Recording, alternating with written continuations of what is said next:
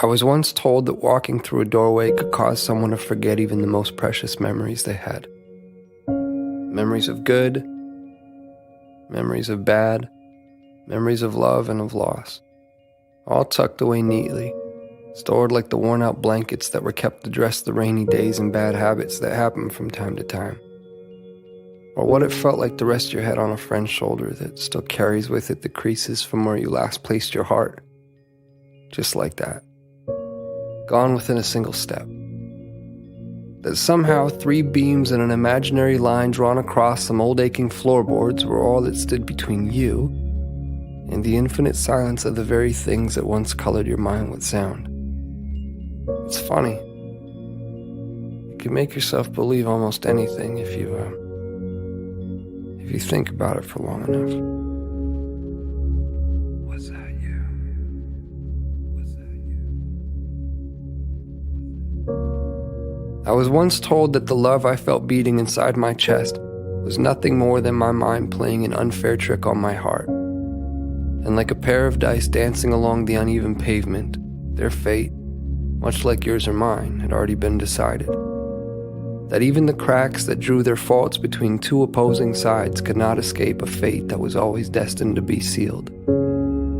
To think that someone could actually believe that the swelling tides of my heart were no more than an anxious highway of ins and outs anchoring my imagination to the castles I've been building in the sky. Well, maybe they are the crazy ones.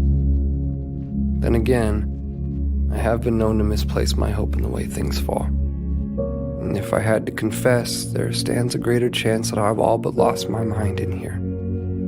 So I suppose it's better off this way.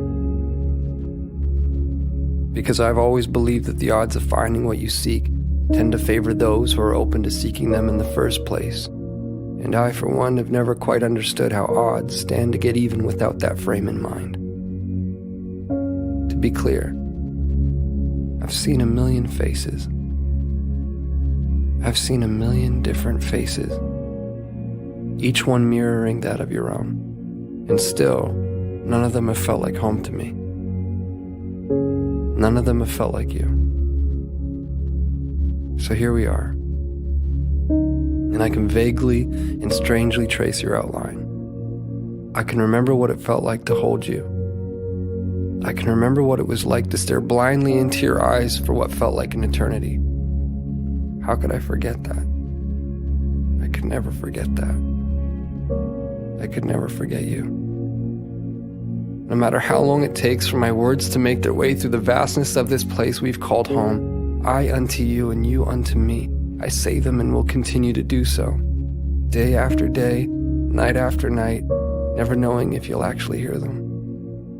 There's no place for time here. Just overlapping moments where I thought I'd found you, where I thought I heard the sound of your breath, where I felt your heart as it waited patiently for mine, retracing the steps that we left in the life before last, before our eyes closed, before the great divide, before a doorway stood between you and me. As it stands, I found myself in that doorway again, with both feet in and your heart on my sleeve, but I can't bring myself to walk through this time. Not yet, at least.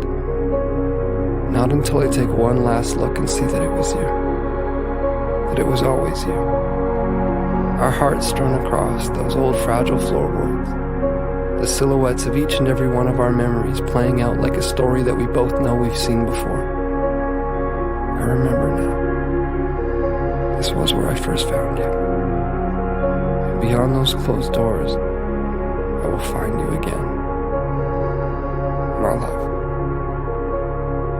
I will find you.